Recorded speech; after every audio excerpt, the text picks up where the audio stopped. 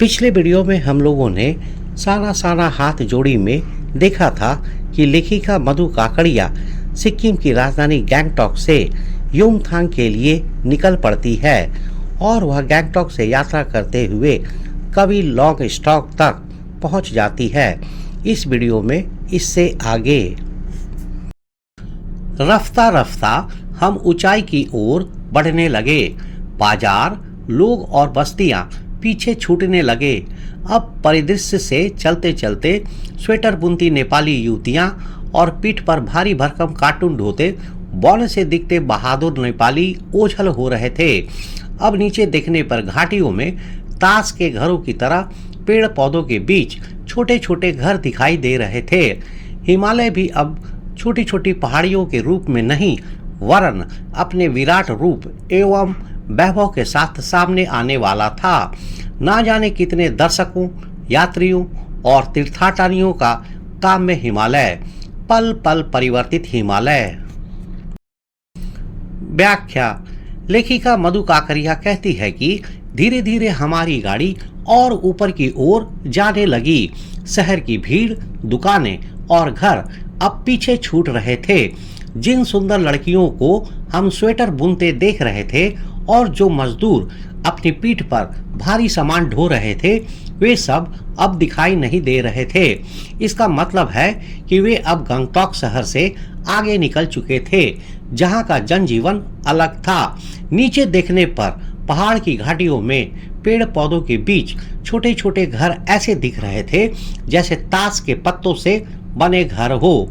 अब वे हिमालय के उस हिस्से में पहुंच गए थे जहां प्रकृति अपने विशाल और शांत रूप में थी और वहां पर शहर जैसा कोई जनजीवन नहीं था। लेखिका मधु काकड़िया बताती है कि अब हमारे सामने हिमालय पहाड़ आने वाला था।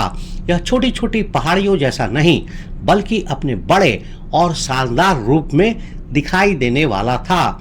यह हिमालय बहुत से लोगों, यात्रियों और पूजा पाठ करने वालों के लिए एक बहुत सुंदर और खास जगह है। वह हिमालय जो हर पल अपना रंग रूप बदलता रहता है।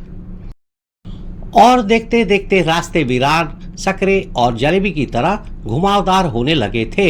हिमालय बड़ा होते होते विशाल काय होने लगा। घटाएं गहराती गहराती पाताल नापने लगी। वादियां चौड़ी होने लगी। बीच बीच में करिश्मे की तरह रंग बिरंगे फूल शिद्दत से मुस्कुराने लगे।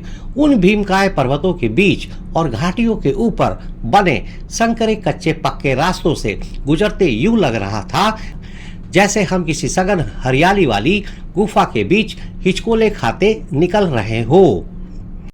व्याख्या और अर्थ। लेखिका मधु काकड़िया कहती है कि धीरे धीरे हमारी गाड़ी ऐसे रास्ते पर चलने लगी जो खाली खाली थे और जलेबी की तरह घुमावदार थे। पहले जो पहाड़ छोटे दिख रहे थे वे अब बड़े होते होते बहुत विशाल दिखने लगे थे। बादल भी बहुत गहरे और नीचे उतर आए थे। ऐसा लग रहा था मानो वे पाताल जमीन के बहुत नीचे को छू रहे हो। पहाड़ों के बीच की घाटियां भी अब और चौड़ी हो गई थी।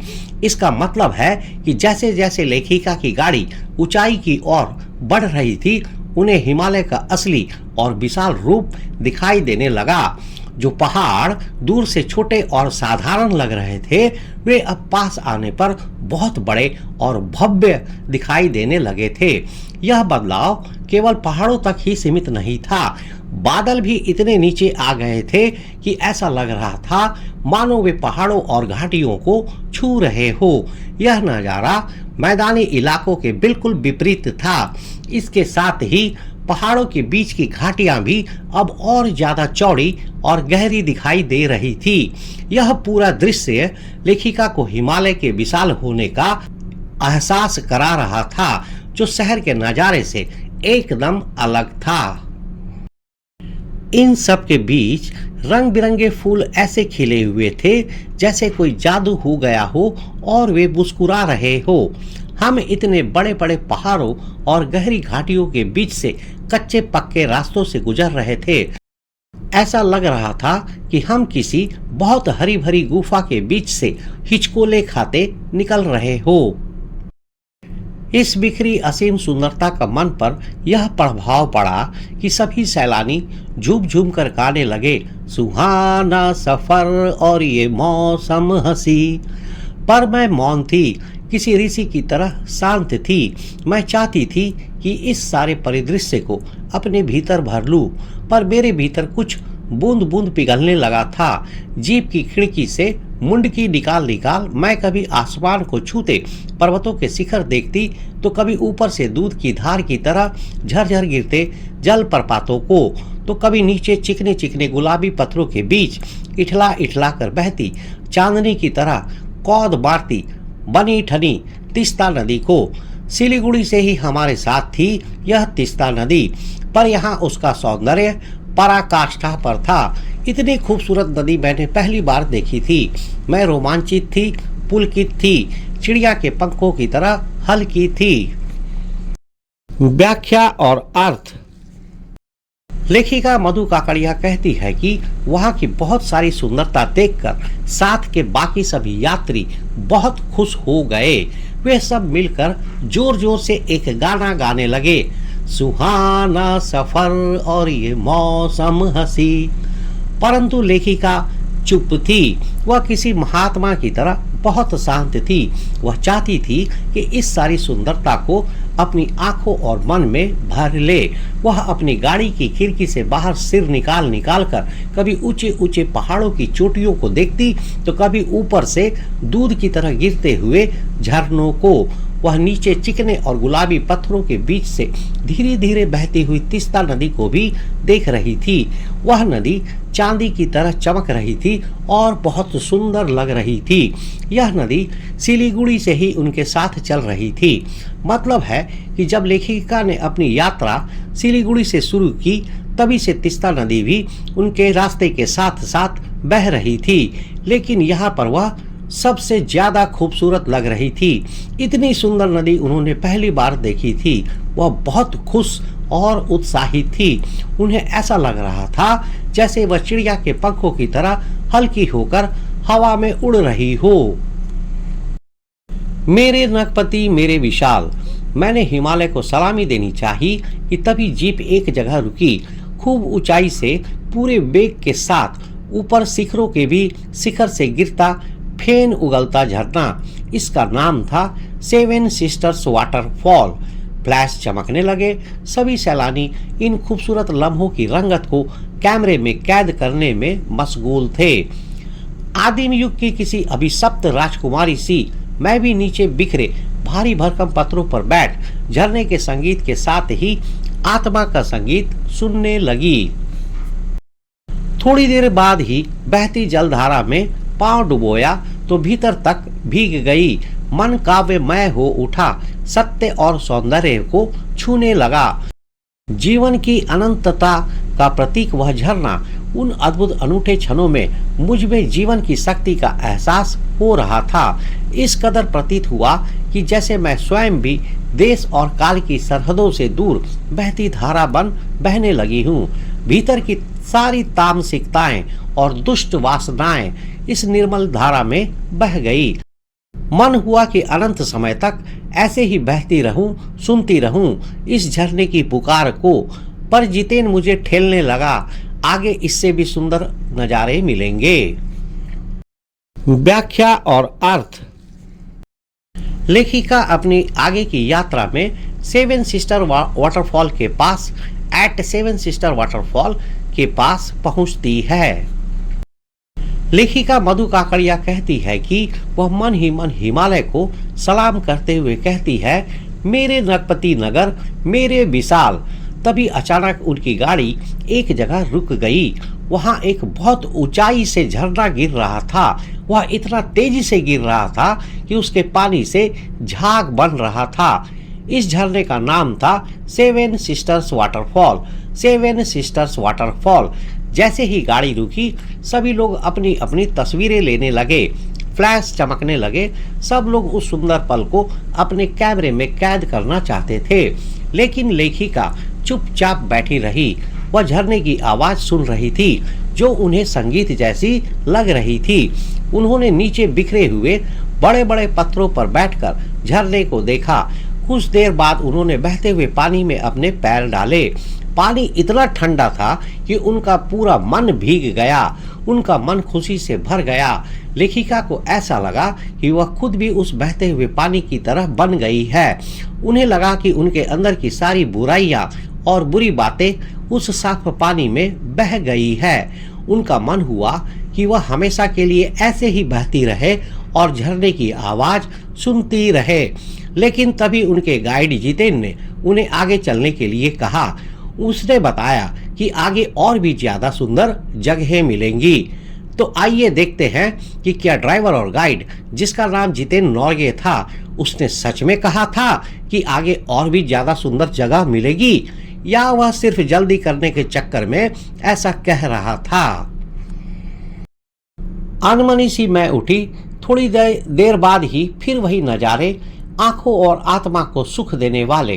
कहीं चटक हरे रंग का मोटा कालीन ओढ़े तो कहीं हल्का पीलापन लिए तो कहीं पलस्तर उखरी दीवार की तरह पथरीला, और देखते ही देखते परिदृश्य से सब छू मंतर, जैसे किसी ने जादू की छड़ी घुमा दी हो। सब पर बादलों की एक मोटी चादर, सब कुछ बादलमय। चित्रलिखित सी मैं माया और छाया के इस अनूठे खेल को भर भर आंखों देखती जा रही थी। प्रकृति जैसे मुझे सयानी बनने के लिए जीवन रहस्यों का उद्घाटन करने पर तुली हुई थी।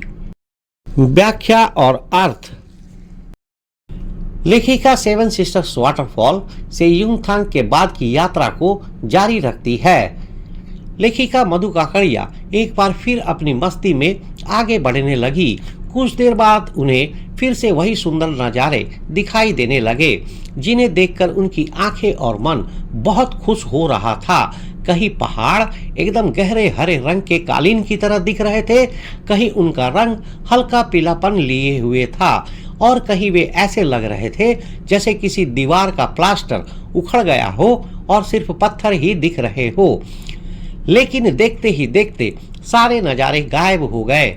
ऐसा लगा मानो किसी ने जादू की छड़ी घुमा दी हो। मतलब कि लेखिका को जो भी सुंदर नज़ारे, पहाड़, पेड़, फूल दिख रही थी, वे अचानक बादलों और धुंध से ढक गए। यह सब इतनी जल्दी हुआ कि उन्हें ऐसा लगा जैसे किसी ने जादू कर दिया हो और सारे नज़ारे गायब हो गए हो। यह बात बताती है कि पहाड़ पर मौसम कितनी जल्दी बदलता है। हर जगह सिर्फ बादलों की एक मोटी चादर फैल गई थी। सब कुछ बादलों से ढका हुआ था। लेखिका बिल्कुल चुपचाप इस छाया और माया के खेल को बड़ी हैरानी से देख रही थी। उन्हें ऐसा लगा कि प्रकृति उन्हें जिंदगी के बड़े बड़े राज सिखाने की कोशिश कर रही है। धीरे धीरे धुंध की चादर थोड़ी छटी। अब वहां पहाड़ नहीं, दो विपरीत दिशाओं से आते छाया पहाड़ थे, और थोड़ी देर बाद ही वे छाया पहाड़ अपने श्रेष्ठतम रूप में मेरे सामने थे। जीप थोड़ी देर के लिए रुकवा दी गई थी। मैंने गर्दन घुमाई। सब ओर जैसे जन्नत बिखरी पड़ी थी। नजरों के छोर तक खूबसूरती ही खूबसूरती अपने को निरंतर दे देने की अनुभूति कराते पर्वत, झरने, फूलों, घाटियों और वादियों के दुर्लभ नजारे। वहीं कहीं लिखा था थिंक ग्रीन। व्याख्या और अर्थ। लेखिका मधु काकड़िया कहती है कि धीरे धीरे वह धुंध की चादर थोड़ी हटी। अब वहां सिर्फ पहाड़ नहीं, बल्कि दो अलग अलग दिशाओं से आते हुए बादलों के पहाड़, छाया पहाड़ दिख रहे थे। इस पैराग्राफ में छाया पहाड़ का मतलब बादलों के पहाड़, बादल को कहा जा रहा है। कुछ ही देर में वे बादलों के पहाड़ अपने सबसे सुंदर रूप में लेखिका के सामने आ गए। गाड़ी थोड़ी देर के लिए रुक गई थी। लेखिका ने गर्दन घुमाकर देखा तो उन्हें ऐसा लगा जैसे हर तरफ स्वर्ग बिखरा पड़ा हो। जहां तक उनकी नजर जाती थी सिर्फ सुंदरता ही सुंदरता थी। वहां उन्हें बहुत सुंदर पहाड़, झरने, फूल और घाटियां दिखाई दे रही थी। उन्हें लग रहा था कि यह सब कुछ खुद को दे रहा है। वहीं कहीं पर एक जगह लिखा था थिंक ग्रीन। आश्चर्य! पल भर में ब्रह्मांड में कितना कुछ घटित हो रहा था। सतत प्रवाहमान झरने, नीचे बेग से बहती तीस्ता नदी, सामने उठती धुंध, ऊपर मंडराते आवारा बादल, मध्यम मध्यम हवा में हिलोरे लेते प्रियुता और रोडोडेंड्रो के फूल, सब अपनी अपनी लय, तान और प्रवाह में बहते हुए चैरवेती चैरवेती और समय के इसी सतत प्रवाह में तिनके सा बहता हमारा वजूद। व्याख्या और अर्थ। लेखिका मधु काकड़िया को यह देखकर बहुत हैरानी हुई कि कुछ ही पलों में उनके चारों ओर कितना कुछ हो रहा था। ऊपर से लगातार झरने गिर रहे थे, नीचे तीस्ता नदी बहुत तेजी से बह रही थी, सामने से धुंध ऊपर की ओर उठ रही थी और आसमान में बादल इधर उधर घूम रहे थे। धीमी धीमी हवा में प्रिमियोला और रोडोडेंड्रो के सुंदर फूल हिल रहे थे। यह सब देखकर लेखिका ने सोचा कि यह सभी चीजें, झरने, नदी, बादल और फूल अपनी अपनी धुन में बह रहे थे। उन्होंने महसूस किया कि जैसे यह सब आगे बढ़ रहे हैं, वैसे ही हमारा जीवन भी समय के साथ एक छोटे से तिनके की तरह बहता चला जाता है। यहाँ चैरवेती चैरवेती का मतलब है चलते रहो, आगे बढ़ते रहो। पहली बार एहसास हुआ जीवन का आनंद है यही चलायमान सौंदर्य। संपूर्णता के उन क्षणों में इस बिखरे सौंदर्य से इस कदर एकात्म हो रहा था कि भीतर बाहर की रेखा मिट गई थी। आत्मा की सारी खिड़कियां खुलने लगी थी। मैं सचमुच ईश्वर के निकट थी। सुबह सीखी प्रार्थना फिर होठों को छूने लगी थी। साना साना हाथ जोड़ी कि तभी वह अंतरिदीय संसार खंड खंड हो गया। वह महाभाव सूखी टहनी सा टूट गया। व्याख्या और अर्थ। लेखिका मधु काकड़िया कहती है कि उनको यह पहली बार यह महसूस हुआ कि असली खुशी प्रकृति की इस बदलती हुई सुंदरता में ही है। प्रकृति की सुंदरता को देखकर उनका मन इतना शांत और एकाग्र हो गया था कि उन्हें अपने अंदर और बाहर के बीच का फर्क खत्म होता हुआ लगा। उन्हें लगा कि उनकी आत्मा की सारी खिड़कियां खुल गई है और वह सचमुच ईश्वर के बहुत करीब है। इसी दौरान सुबह जो प्रार्थना उन्होंने सीखी थी वह उनके होठों पर फिर से आ गई। लेकिन तभी लेखिका की यह शांति और ध्यान एकदम से अचानक से टूट गया। वह खुशी और शांति का अनुभव एक सूखी टहनी की तरह एक झटके में ही टूट गया। मल्टीपल चॉइस क्वेश्चंस, बहुविकल्पीय प्रश्न, MCQ। प्रश्न 1, लेखिका ने हिमालय को पल पल परिवर्तित क्यों कहा है? क्योंकि हिमालय पर हर पल यात्री आते जाते रहते हैं। क्योंकि हिमालय पर मौसम और प्रकृति का रूप हर पल बदलता रहता है। क्योंकि हिमालय की ऊंचाई हर पल बढ़ती रहती है। क्योंकि हिमालय पर हर पल नए नए झरने बन जाते हैं। सही उत्तर, क्योंकि हिमालय पर मौसम और प्रकृति का रूप हर पल बदलता रहता है। प्रश्न संख्या 2, लेखिका ने अपनी यात्रा के मार्ग और आसपास के नज़ारे का वर्णन किस प्रकार किया है? सड़क सीधी और सपाट थी और चारों ओर शहर का जनजीवन था। सड़क जलेबी की तरह घुमावदार थी और उन्हें ऐसा लग रहा था मानो वे किसी हरी भरी गुफा से हिचकोले खाते निकल रहे हो। सड़कें चौड़ी थी और बादल बहुत ऊंचे थे। पहाड़ दूर से ही बड़े दिख रहे थे और घाटियां संकरी थी। सही उत्तर, सड़क जलेबी की तरह घुमावदार थी और उन्हें ऐसा लग रहा था मानो वे किसी हरी भरी गुफा से हिचकोले खाते निकल रहे हो। प्रश्न संख्या 3, यात्रा के दौरान अन्य यात्रियों और लेखिका के भावों में क्या अंतर था? अन्य यात्री शांत थे जबकि लेखिका जोर जोर से गाना गा रही थी। अन्य यात्री गाना गा रहे थे जबकि लेखिका प्रकृति की सुंदरता को शांत भाव से महसूस कर रही थी। दोनों ही प्रकृति की सुंदरता देखकर उदास थे। दोनों ही शांत थे और किसी महात्मा की तरह बैठे थे। सही उत्तर। अन्य यात्री गाना गा रहे थे जबकि लेखिका प्रकृति की सुंदरता को शांत भाव से महसूस कर रही थी। प्रश्न संख्या 4। सेवन सिस्टर्स वाटरफॉल की क्या विशेषता थी जिसने लेखिका को आकर्षित किया? यह बहुत चौड़ा था, इसका पानी बहुत तेजी से गिर रहा था और झाग बना रहा था, इसके पास एक बहुत सुंदर मंदिर था, इसके पास में इंद्रधनुष दिख रहा था।